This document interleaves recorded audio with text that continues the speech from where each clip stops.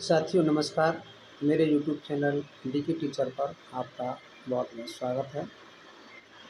आज हम बात करेंगे ऐसे वाक्यों के बारे में, हिंदी के ऐसे वाक्य जैसे मुझे यह काम करना ही पड़ता था, मुझे रोज़ाना उससे बात करनी ही पड़ती थी, उसे रोज़ाना वहाँ जाना ही पड़ता था, मुझे रोज़ाना उसके साथ दौड़ना ही पड़ता था, मुझे उसके साथ झूठ बोलना ही पड़ता था। इन सभी वाक्यों के बारे में आज हम बात करेंगे कि किस प्रकार से हम ऐसे वाक्यों को बना सकते हैं। तो आइए आज इस वीडियो में हम सीखते हैं। इन सभी वाक्यों में ही पढ़ता था कॉमन वाक्यांश के रूप में प्रयुक्त हुआ है। जैसा कि आप देख पा रहे होंगे, मुझे यह काम करना ही पड़ता था, मुझे यह काम करना ही पड़ता था, यानी कि यहाँ पर किसी काम को करने के लिए बाध्य होना पड़ रहा है और बड़े ही जोर के साथ कहा जा रहा है कि यह काम मुझको करना ही पड़ता था, यानी कि मजबूरी थी, कोई विकल्प नहीं था इस काम को करने के अलावा, मुझे मजबूरी में यह काम करना ही पड़ा। तो इसी प्रकार से मुझे रोज़ाना उससे बात करनी ही पड़ती थी, यानी कि रोज़ाना उस व्यक्ति से बात मुझे करनी पड़ी, उससे बात करने के अलावा मेरे पास कोई विकल्प नहीं था, यह मेरी आवश्यकता थी, यह मेरे लिए अनिवार्य था, मुझे बाध्य होना पड़ा उससे बात करने के लिए। इसी प्रकार से तीसरे वाक्य में मुझे रोज़ाना वहाँ जाना ही पड़ता था, यानी कि मुझे अनिवार्य रूप से बहुत ही बाध्यता के साथ मेरे को वहाँ जाना पड़ता था, यानी कि वहाँ जाना मेरा बहुत ज़रूरी था, इसलिए मेरे को वहाँ जाना पड़ता था।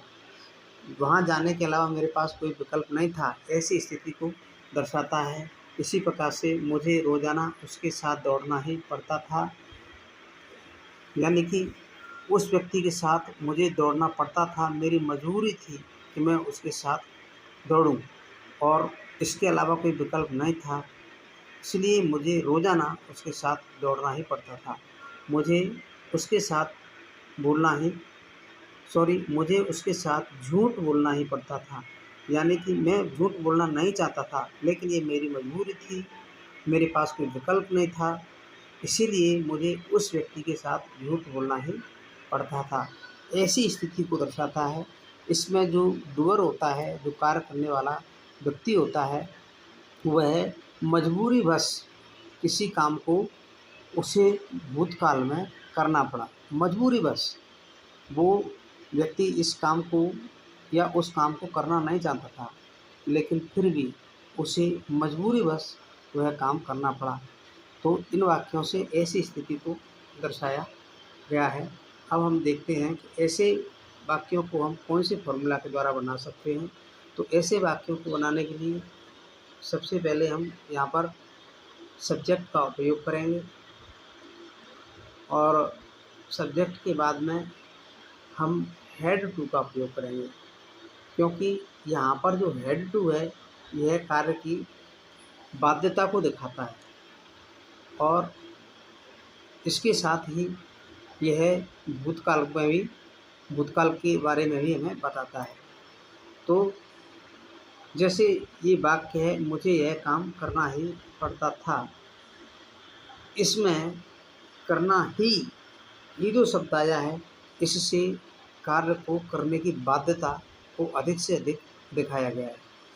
तो यहाँ पर जो ही है, इसके लिए भी हेड टू का ही हम उपयोग करेंगे। हेड टू में ही भी समाहित है, ही पढ़ता था। तो यहाँ पर जो ही पढ़ता था के लिए हम हेड टू का उपयोग करेंगे, जिसके अंदर कार्य को करने की बाध्यता दिखाई गई है, जो कि भूतकाल में है, बीते हुए समय में है। तो ऐसी स्थिति में हम यहाँ हेड टू का उपयोग करेंगे और उसके बाद में हम वर्ब की फर्स्ट फॉर्म का उपयोग करेंगे, क्योंकि यहाँ जो क्रिया है वह फर्स्ट फॉर्म का ही उपयोग होगा, क्योंकि जो वाक्य है अपना वह पढ़ता था, पास्ट टेंस का है और इंडेफिनिट टेंस का है। तो इस प्रकार से हम यहाँ पर इसका उपयोग करेंगे। अभी हम सोचेंगे कि यह वाक्य पास्ट इंडेफिनिट टेंस का है, तो इसमें सहायक क्रिया के रूप में डिड का उपयोग होना चाहिए, लेकिन यहाँ पर हम ऐसा इसलिए नहीं करेंगे क्योंकि यहाँ पर कार्य की बाध्यता को दिखाया गया है, और कार्य की बाध्यता को दिखाने के लिए हेड टू का उपयोग करना न्यायोचित है। हेड टू का उपयोग करना बहुत ही तर्कसंगत है, तथा हेड टू के साथ में, क्योंकि यह एक मॉडल वर्ब के रूप में भी है, तो इसके साथ वर्ब की फर्स्ट फॉर्म है, क्रिया की पहला रूप है, उसका ही उपयोग किया जाता है। उसके बाद में हम ऑब्जेक्ट का प्रयोग करते हैं, यानी कि कर्ता द्वारा जो काम किया गया है उस काम के बारे में बताते हैं, और उसके बाद में यदि वाक्य में कुछ अन्य बातें हों, कुछ अदर शब्द हों, कुछ अदर वर्ड हों, तब हम उनका उपयोग करते हैं। तो इस प्रकार से हम ऐसे वाक्यों को बनाने के लिए इस स्ट्रक्चर का प्रयोग करते हैं। आइए अब कुछ वाक्यों को हम बना करके देखते हैं। जैसे वाक्य है, मुझे यह काम करना ही पड़ता था। मुझे यह काम करना ही पड़ता था।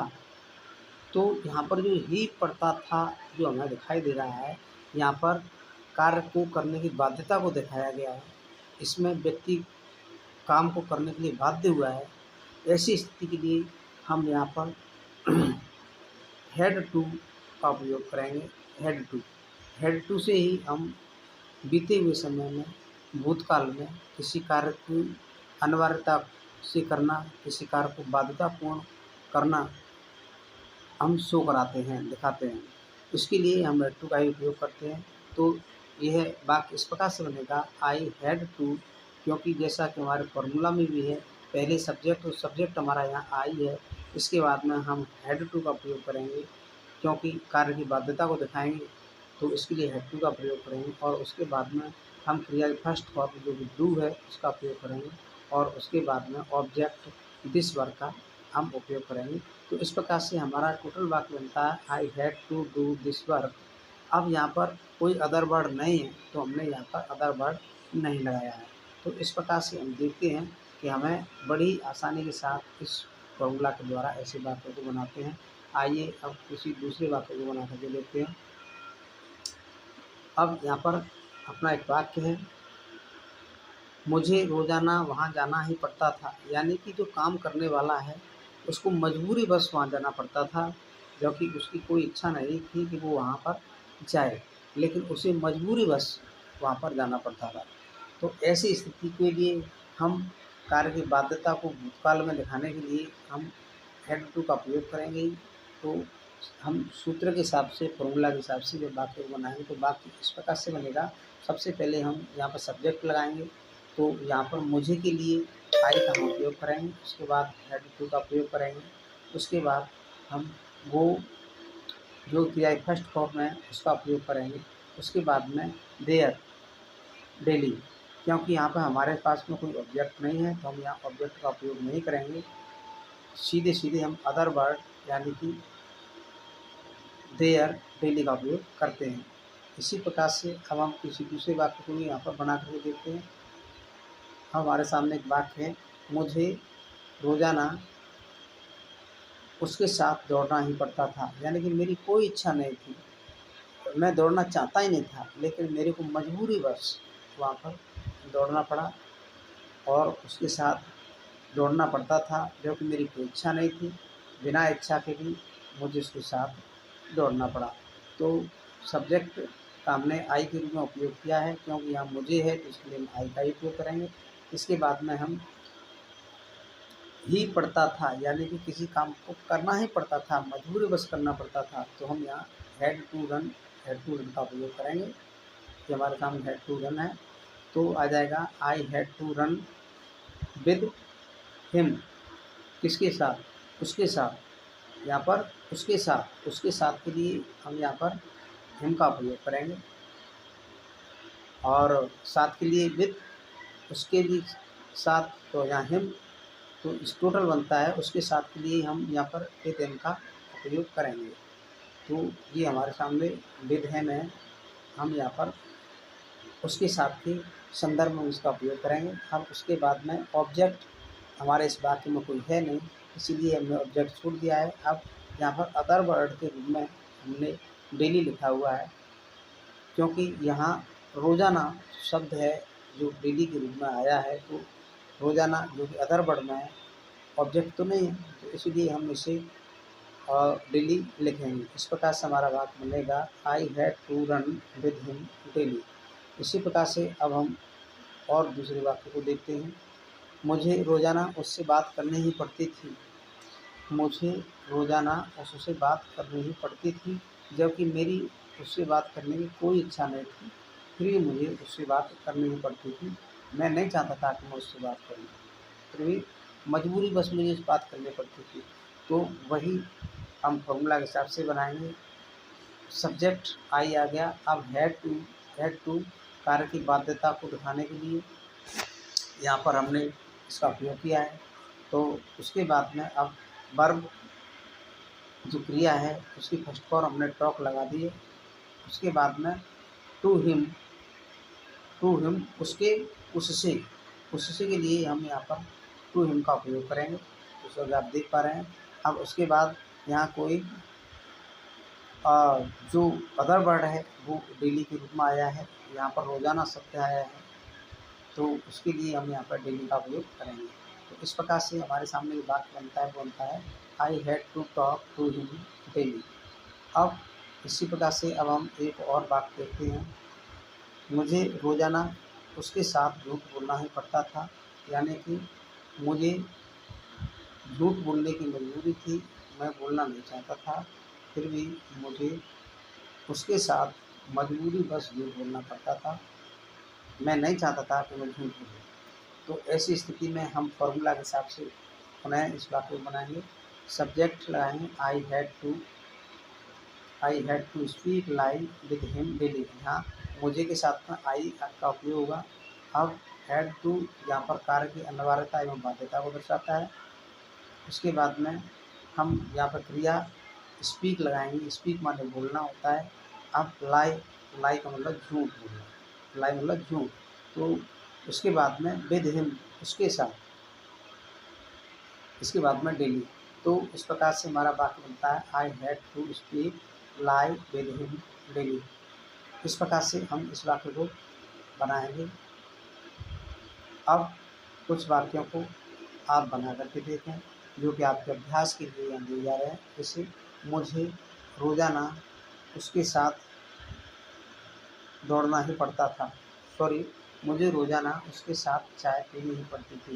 ये जो वाक्य अपने सामने दिया गया है, मुझे रोज़ाना चाय पीनी ही पड़ती थी, तो इन वाक्यों को हम बनाएंगे। तो कैसे बनेंगे, तो क्या इन वाक्यों को बनाएं। मुझे उससे अक्सर यहाँ आना ही पड़ता था, मुझे अक्सर उसके साथ जाना ही पड़ता था, उसे अक्सर मुझसे बात करनी ही पड़ती थी, हमें हमेशा उससे पूछना ही पड़ता था।